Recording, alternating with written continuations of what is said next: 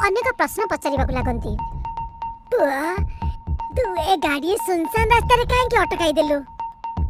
किए जानी ए गाड़ी कहीं अचानक रहीगला। कौन आपन टिके बाहर को बाहरी पारे? हाँ पुओ ठीक अच्छे ए बाहर तुम चालू करने चेष्टा कर। ए रास्ता रे हमको बहुत देर अपेक्षा करवा भल नुहे। प्रियंकार माँ बापा दुई जण ही गाड़ी रो बाहर को बाहरी आसंती। आ श्याम सेमान को कहबाकु लागे आपण माने कोन से डाहाणी विषय रे कथा होथिले ना, जे प्रियंका को मारी देइथिला आ कहितला जे ता सहित कोन से लोक भी रहउची। हाँ बुआ, किंतु तू एई कथा एबे एई समय रे काहे की कहउछ एटी? आमे तो तेबेटू सेई डाहाणी को बंदी कर देइछु। ओ एमिति कथा की? श्याम गोटे बहुत जोरे निश्वास छाड़े आउ डाक छाड़ीबाकु लागे। हां कालिनी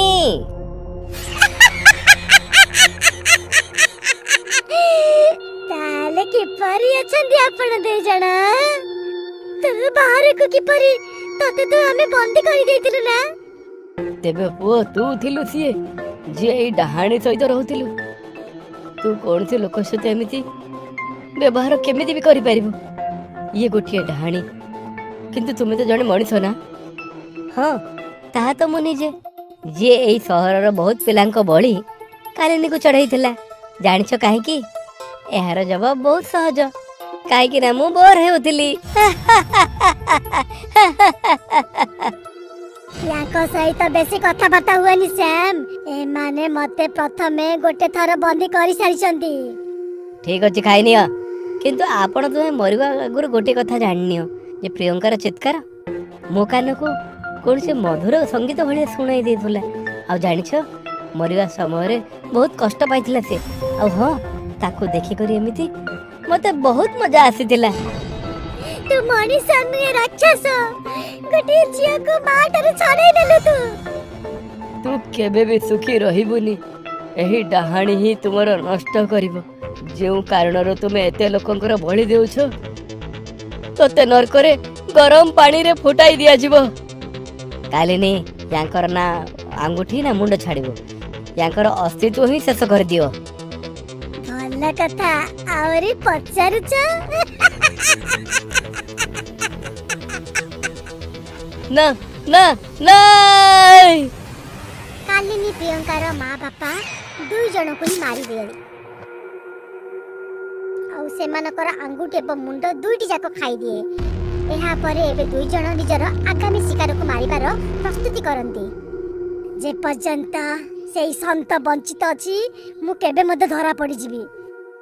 तमे यार चिंता करनी, मो पाखरे मस्त प्लान अछि। चलो घर को जाई मु सोई जाउची, काली मु ड्यूटी के जाउची। माने नुआ खाद्य ना मु याको तुमको खुआई परिबिनी। रीति होची मोर पिला दिन रो बहुत भल सांग, जे निजर घर छाड़ी करी दूर को रहिबा को चली जाइथिला। आउ एबे शहर को फेरी आछे। तोर नजर ता ऊपर पकेबनु कालिनी। जे परि तो कहबे श्याम, बस सेई संत को रास्ता रो हटेई दियो। तोर शत्रु मोर मध्य शत्रु कालिनी।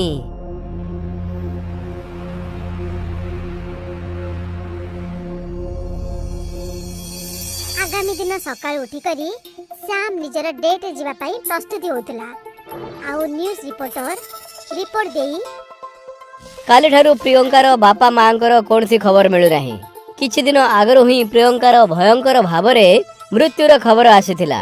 आउ आज पुलिस गोटे सुनसान रास्तारू रक्त पड़िथिया मिलला, जहार डीएनए प्रियंका सहित मैच हो जाइछि। एबे मते या कहबनी जे मते तार रक्त मध्य संपूर्ण रूपे पीबा हेबो। मु किछि कहली कि अच्छा छाड़ मु जाउछि। मु मते संग रे आसीबी। ना तू मो सहित आसे ना, नहले तू ताकू भी खाइबा को भाबिबो।